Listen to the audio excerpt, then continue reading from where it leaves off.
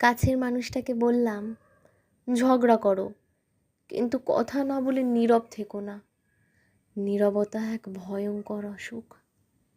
এই তো কয়েকটা বছর একসঙ্গে থাকবো, ঠুনকো জীবনে কে যে কবে হারাবো কেউ জানি না। একটি মাসের মধ্যে যদি 2 দিন কথা না বলে নীরব থাকি, বছরে 24টা দিন কথা না বলেই চলে যাবে। খুব কম করেও যদি 30 বছর একসঙ্গে থাকি, হিসেবটা তাহলে 2 বছরের মতো দাঁড়ায়। জীবন থেকে 2 বছর চলে যাবে শুধু কথা না বলে। মাঝে মাঝে মন খুলে ঝগড়া চলুক।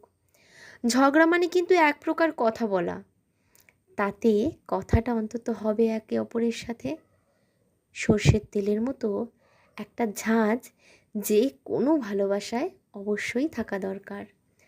দাঁত আর জিভ যেমন একসঙ্গে থাকে, তেমনি একসঙ্গে লেগে থাকবে।